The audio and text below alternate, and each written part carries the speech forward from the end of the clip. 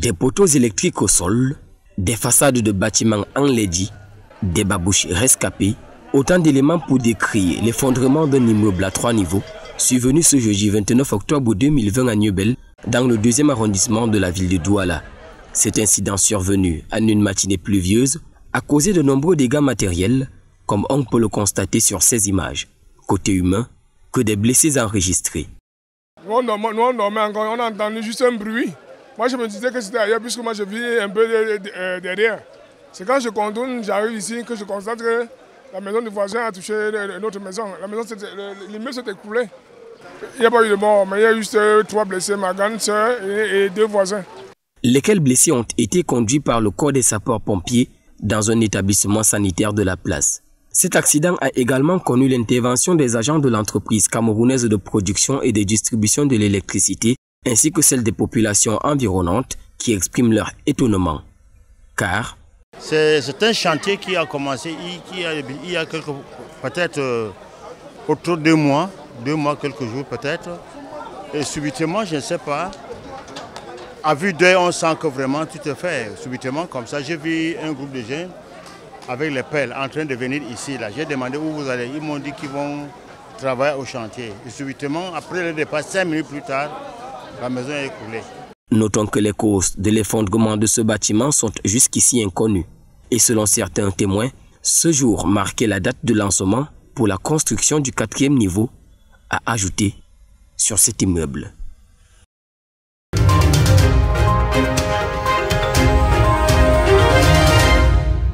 Aux jeunes élèves de Kumba, massacrés le 24 octobre dernier, la nation camerounaise tout entière, solidaire. La journée du samedi 31 octobre, déclarée jour du deuil national par le président de la République, apparaît comme un moment de recueillement pour tous les Camerounais en mémoire de ces 7 écoliers de la Moda Francisca International Bilingual Academy de Fiango, froidement assassinés. Journée du deuil, oui, pour tous les Camerounais, du nord au sud, de l'est à l'ouest, mais elle n'est pas synonyme de ferré chômé. Les institutions de la République, établissements publics resteront fidèles à leur principe de la continuité du service. Les Camerounais, dans tous les autres secteurs d'activité, doivent vaquer normalement à leurs occupations quotidiennes. La tradition dans ces genres de circonstances voudrait que les drapeaux soient en berne. Le vert ou jaune flottera donc tout au long de la journée à mi-hauteur de son mât au Cameroun, comme dans les représentations diplomatiques à l'étranger. Une minute de silence peut être observée en guise d'hommage à ces enfants massacrés, décapités, des rêves entiers brisés. La compassion envers le Cameroun, affectée au plus haut degré, peut aussi être réaffirmée dans les lieux de culte, comme pour dire « plus jamais ça ». Si porter le noir est signe du deuil, dans certaines de nos traditions, la journée du deuil national, elle, n'a pas encore de couleur exigée. Que ce soit du bleu ou du blanc, peu importe. Ce sont les mémoires de ces victimes que toute la nation pleure et témoigne son indignation. Dans ces moments difficiles, c'est l'ensemble de la communauté qui ressent ce deuil avec grande émotion, mais qui s'en trouve d'autant plus unis et rassemblés. Mais les activités doivent poursuivre leur cours normal. «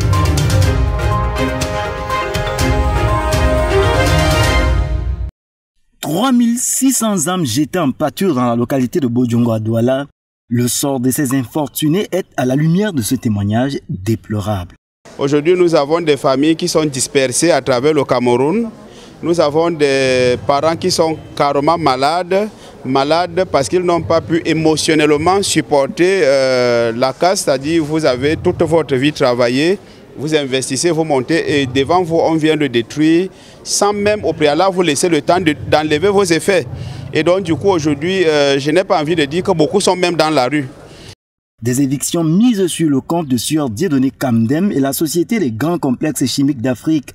Pour porter la voix des déguerpis devant les juridictions, la plateforme des organisations pour la promotion du droit au logement décent au Cameroun, en abrégé Plafodal, est en ligne de front.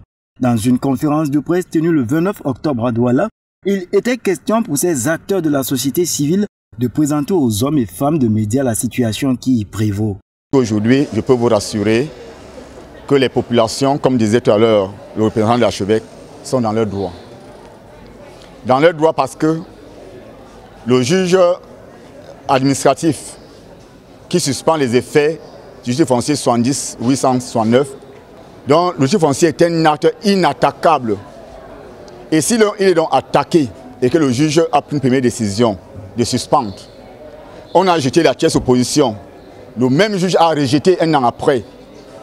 J'ose croire que les populations sont dans leurs droits.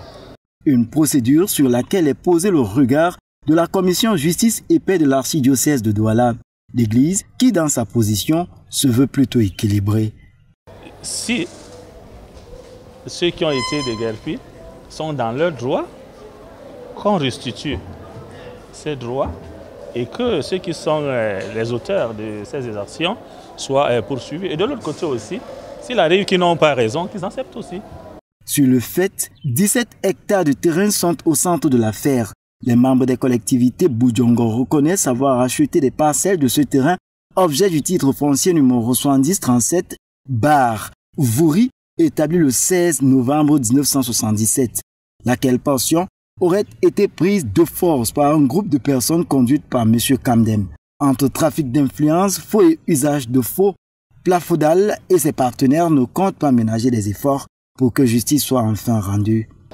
M. Kamdem n'est propriétaire de rien. Les documents le prouvent. Il a acheté les actions de la société Sokamé.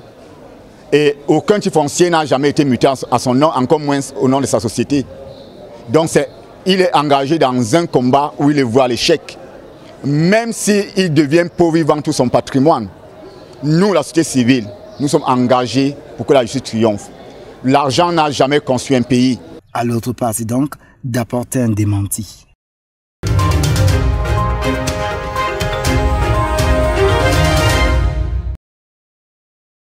Ngaoundéré, l'un des sites représentatifs choisis par le ministère de la Santé publique dans le cadre de l'enquête libre de séroprévalence de Covid-19. Dans cette ville, 1000 adultes et enfants de plus de 5 ans constituent la cible de l'étude dont les résultats permettront de peaufiner les stratégies de riposte contre cette pandémie. C'est une enquête qui vise dans un premier temps à déterminer et ressortir la prévalence de l'anticorps anti-SARS-CoV-2 tant au niveau régional qu'au niveau national. Et elle également vise à ressortir l'impact socio-économique de cette pandémie à ces deux niveaux. Pendant 2 mois, pour faire des prélèvements, les agents de l'équipe de surveillance épidémiologique formés à cet effet vont se déployer sur 3 sites retenus à cause de leur forte concentration humaine. L'esplanade du Lamida, le marché de Bamyanga et le carrefour Gabriel. Les différents aspects de cette activité présentés aux responsables de la société civile, des organisations à base communautaire et des médias au cours de la cérémonie de lancement présidée par le chef de la division des affaires économiques, sociales et culturelles auprès des services du gouverneur de la région de l'Adamawa.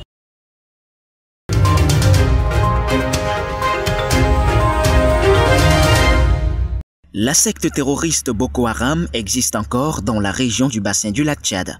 Bien que les agissements meurtriers de celle-ci soient régressifs ces dernières années, le gouvernement camerounais a le souci de protéger sa jeunesse, celle du Nigeria, du Niger et du Tchad, qui constituent la cible d'un enrôlement dans les rangs de l'extrémisme. D'où la tenue récemment à Maroua du forum consultatif des jeunes du bassin du lac Tchad, présidé par le gouverneur de la région de l'extrême nord. Il est question, au terme de ces travaux, vraiment de mettre de côté l'extrémisme violent, le chômage, la consommation de drogue et tout ce qu'on peut déplorer pour les éloigner davantage de la secte Boko Haram qui nous avait promis mots et merveilles et les avait enrôlés. Il y a l'appel du chef de l'État qui a demandé à chacun de venir apporter sa contribution à l'édification de la nation.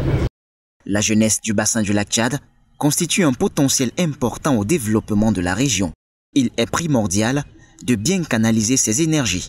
Plusieurs organisations mettent d'ailleurs la main à la pâte dans l'objectif de tordre définitivement le cou au terrorisme dans le bassin du lac Tchad.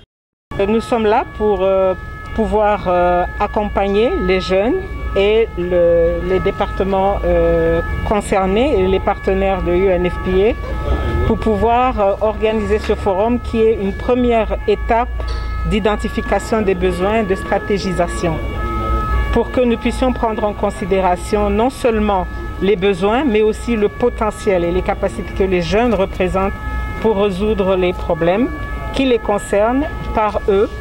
Des initiatives qui éveillent les consciences juvéniles.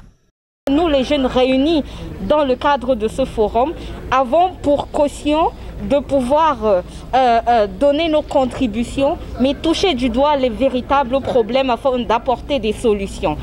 Vivement que les fruits tiennent la promesse des fleurs.